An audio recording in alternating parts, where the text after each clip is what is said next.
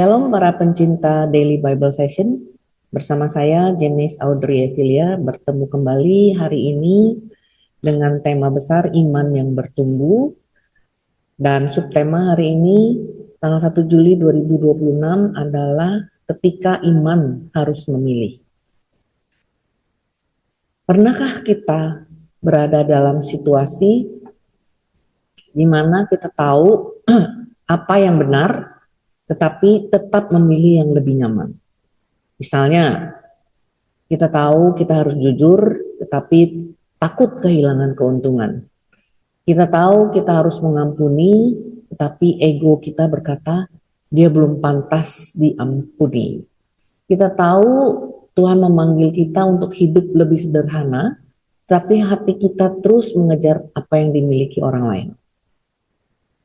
Di saat-saat seperti itu, sebenarnya kualitas iman kita sedang diuji. Iman yang dewasa bukan soal mengetahui mana yang benar, tapi tentang apa yang kita pilih ketika kehendak Tuhan berbenturan dengan kenyamanan, keuntungan, dan ego kita. Hari ini, tema iman yang bertumbuh membawa kita pada satu titik penting, yaitu ketika iman kita harus memilih. Belakangan ini muncul dua istilah yang cukup populer di kalangan Gen Z. Yang pertama adalah YOLO. Mungkin kita pernah mendengar YOLO ya. You only live once. Artinya hidup cuma sekali. Karena hidup hanya sekali, orang terdorong menikmati semua yang bisa dinikmati. Mengejar kesenangan, mengejar kepuasan, tapi tidak sedikit akhirnya terjebak dalam konsumerisme dan hedonisme. Tapi puji Tuhannya, belakangan muncul istilah lain, yaitu YONO. YONO bukan tukang jual sate kambing ya, tapi you only need one. Kamu tidak membutuhkan semuanya.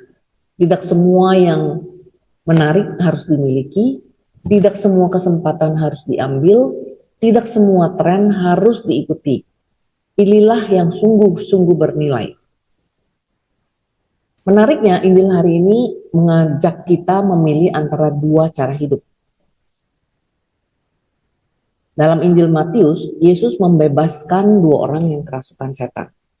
Bayangkan, dua orang yang selama bertahun-tahun hidup dalam penderitaan, dikucilkan, tidak memiliki martabat, kini dipulihkan. Mereka kembali menjadi manusia yang bebas. Seharusnya seluruh kota Gadara bersukacita. Tapi justru terjadi hal yang mengejutkan. Kawanan babi mereka mati. Lalu seluruh kota datang kepada Yesus. Bukan untuk bersyukur, bukan untuk mengenalnya lebih dalam, tetapi untuk berkata, tolong tinggalkan daerah kami. Mengapa? Karena mereka lebih sibuk menghitung keuntungan dan kerugian daripada melihat dua manusia yang dipulihkan. Mereka lebih memilih kehilangan Yesus daripada kehilangan kenyamanan mereka. Di sini iman mereka harus memilih, dan mereka memilih kepentingan diri sendiri. Kalau kita renungkan, mungkin kita juga sering seperti penduduk Gadara. Kita mungkin tidak pernah berkata secara jelas, Tuhan pergi. Tetapi ketika sabda Tuhan mulai menuntut perubahan hidup, ketika Tuhan meminta kita melepaskan kebiasaan yang salah, ketika Tuhan mengajak kita jujur meski harus rugi, ketika Tuhan meminta kita untuk mengampuni, tanpa sadar kita berkata, Tuhan, jangan ganggu bagian hidupku yang ini. Secara harus kita juga sudah mengusir Yesus sebenarnya. Dalam bacaan pertama, Nabi Amos juga mengingatkan hal itu. Ia berkata, carilah yang baik dan jangan yang jahat, supaya kamu hidup. Amos tidak sedang berbicara tentang ritual, tapi ia berbicara tentang pilihan hidup. Setiap hari kita diperhadapkan pada pilihan. Memilih kebenaran atau keuntungan. Memilih kasih atau dendam. Memilih keadilan atau kenyamanan. Pilihan-pilihan kecil itulah yang membentuk kualitas iman kita. Mazmur hari ini pun mengingatkan bahwa Allah tidak terutama mencari korban bakaran.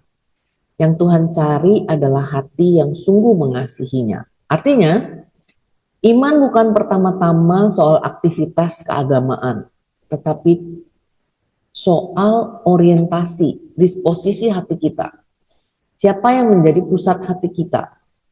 Siapa yang menjadi pusat hidup kita?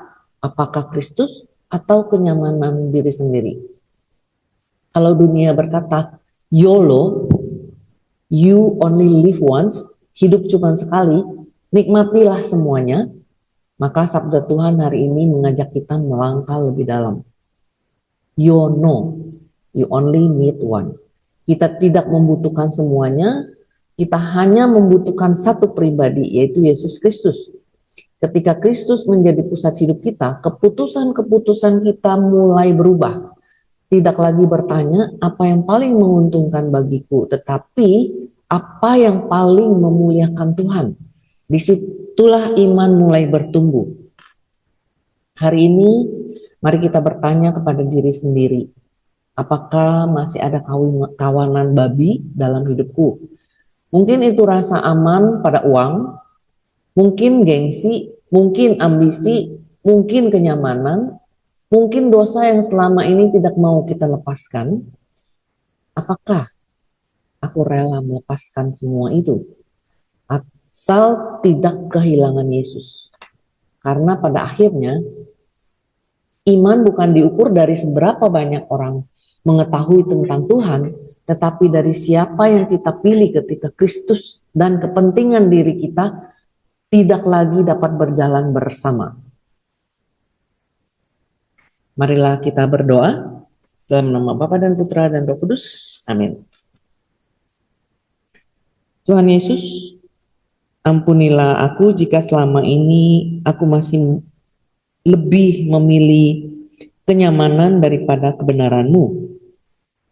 Berilah aku hati yang berani memilih-Mu, meskipun pilihan itu menuntut pengorbanan. Ajarlah aku menjadikan Engkau satu-satunya pusat hidupku, sehingga imanku sungguh bertumbuh dan nyata dalam setiap keputusan yang kuambil. Amin.